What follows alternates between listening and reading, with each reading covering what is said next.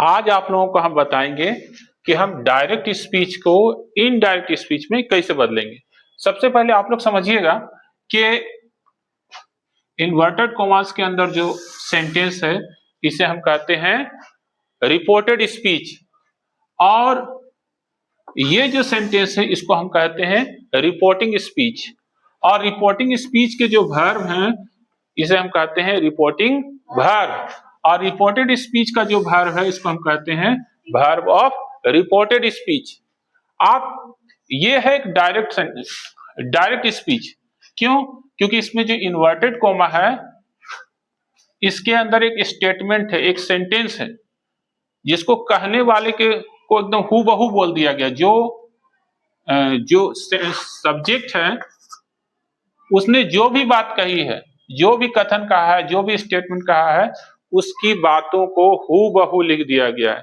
इसमें अपने शब्दों का चयन नहीं किया गया, यानी अपने शब्दों से कोई बात नहीं बोला गया। उन्होंने जो भी शब्द इस्तेमाल किया है वो शब्द यहाँ पर लिख दिया गया, यानी कि उनके कहने की बातों को हूबहू उतार दिया गया है। इस सेंटेंस को फिर से देखें, इसमें कहने वाले की बात को हूबहू लिख दिया गया है, और वो भी उस सेंटेंस को कहां लिखा गया है? इन्वर्टेड कोमा के अंदर। इसीलिए इस सेंटेंस को हम कहते हैं डायरेक्ट स्पीच। अब हम अगर डायरेक्ट स्पीच को इनडायरेक्ट स्पीच में बदलेंगे तो इसका कुछ नियम है, कुछ रूल्स है। तो सबसे पहला रूल्स क्या है? देखिए, सबसे पहले हमको पहचानना है इसका सब्जेक्ट कौन है। सब्जेक्ट है ही और इसका ऑब्जेक्ट है मी। ये हो गया सब्जेक्ट और ये हो गया ऑब्जेक्ट। उसके बाद हम देखेंगे ही का, तो यहां पर ही हो जाएगा। उसके बाद ये जो सेज है ये रिपोर्टिंग वर्ब है। क्या है?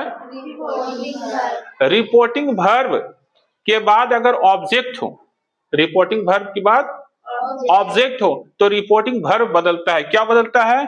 से टू होगा तो टेल हो जाएगा, सेज टू होगा तो टेल्स हो जाएगा, और अगर सेड टू रहा तो टोल्ड हो जाएगा। नियम यह है कि सेज के बाद कोई ऑब्जेक्ट होना चाहिए, यानी रिपोर्टिंग वर्ब के बाद कोई ऑब्जेक्ट होना चाहिए। हम देख रहे हैं कि सेज टू के बाद मी एक ऑब्जेक्ट है, तो सेज टू चेंज हो जाएगा टेल्स में। उसके बाद ऑब्जेक्ट को लिखेंगे। ये हो गया फर्स्ट रूल। सेकेंड रूल होगा कोमा और इन्वर्टेड कोमास को हटाकर हम दैट लगाते हैं। ये एक जनरल रूल हम बता रहे हैं, ठीक है। ये कोमा और इन्वर्टेड कोमास को हटाकर हम क्या लगाएंगे? दैट, ठीक है। तीसरा जो सबसे इंपॉर्टेंट रूल है इसमें क्या है? ये जो रिपोर्टेड स्पीच है, ये जो रिपोर्टेड स्पीच है इसमें कहीं पर सब्जेक्ट प्रोनाउन है, कहीं पर पोसेसिव एडजेक्टिव है, कभी ऑब्जेक्ट प्रोनाउन होगा, तो उसको हमको बदलना होगा। जैसे सब्जेक्ट प्रोनाउन है, अगर फर्स्ट ये है रिपोर्टेड स्पीच और ये रिपोर्टेड स्पीच का जो सब्जेक्ट प्रोनाउन है या ऑब्जेक्ट प्रोनाउन है या फिर पोसेसिव एडजेक्टिव, जैसे आई, माय, मी, आप लोग पढ़े होंगे। ये है सब्जेक्ट प्रोनाउन, ये है ऑब्जेक्ट प्रोनाउन और ये है पोसेसिव एडजेक्टिव। क्या है? उसी तरह यू, योर, यू, ये है सब्जेक्ट प्रोनाउन, ये है ऑब्जेक्ट प्रोनाउन और ये है पोसेसिव एडजेक्टिव। तो अगर कहीं पर हम सब्जेक्ट प्रोनाउन को चेंज कर रहे हैं तो उसके जगह पर कोई सब्जेक्ट प्रोनाउन ही लिखना है। अगर हम पोसेसिव एडजेक्टिव को चेंज कर रहे हैं तो उसके जगह पर हमको कोई पोसेसिव एडजेक्टिव ही लिखना है। तो याद रखिएगा, अगर फर्स्ट पर्सन हो तो वो सब्जेक्ट के अनुसार होगा। किसके अनुसार होगा?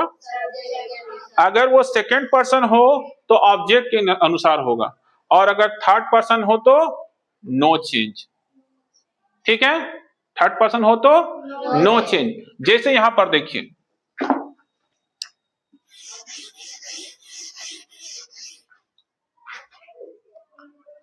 यू कौन पर्सन है?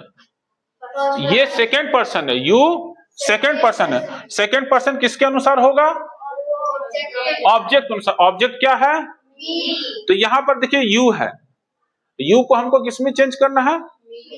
तो यू जो है वो है सब्जेक्ट प्रोनाउन, तो मी का सब्जेक्ट प्रोनाउन क्या होगा?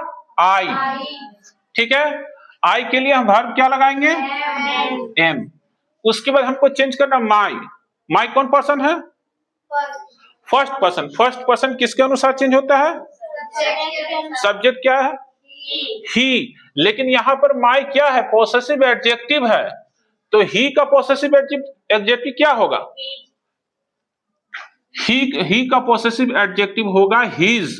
क्या होगा? और उसके बाद फ्रेंड का फ्रेंड लिख देंगे। फिर से आप इसको समझें, डायरेक्ट स्पीच सेंटेंस को इनडायरेक्ट स्पीच में बदलने का सबसे इजी तरीका है, सबसे पहले अगर से टू, सेज टू या सेड टू रहे तो उसको हम टेल, टेल्स या टोल्ड में बदलते हैं। उसके बाद कोमा और इन्वर्टेड कोमा को हटाकर दैट लगाते हैं, जैसे हमने दैट लगाया। उसके बाद फर्स्ट पर्सन रहे तो सब्जेक्ट के अनुसार, सेकंड पर्सन रहे तो ऑब्जेक्ट के अनुसार, और थर्ड पर्सन रहे तो नो चेंज। हमने यहाँ पर देखा सेकंड पर्सन है, ऑब्जेक्ट अनुसार, ऑब्जेक्ट मी है, मी का यहाँ पर आई हो जाएगा, आई के साथ वर्ब लगता है एम। माई फर्स्ट पर्सन है, फर्स्ट पर्सन सब्जेक्ट अनुसार होता है, सब्जेक्ट है ही का हो जाएगा हीज, फ्रेंड का हो जाएगा फ्रेंड।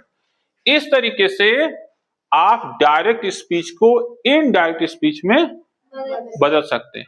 लेकिन इसके अलावा ये तो एक जनरल रूल हो गया, इसके अलावा कुछ स्पेशल रूल्स भी होते हैं, जिसमें ये जो रिपोर्टिंग वर्ब है, माफ कीजिएगा रिपोर्टेड स्पीच है, ये जो रिपोर्टेड स्पीच है इसमें बहुत सारे सेंटेंस होते हैं, जैसे assertive sentence, interrogative sentence, optative sentence, exclamatory sentence, imperative sentence. ये सारे सेंटेंसेस को बदलने का अलग अलग तरीका है, अलग अलग रूल्स हैं, तो वो स्पेशल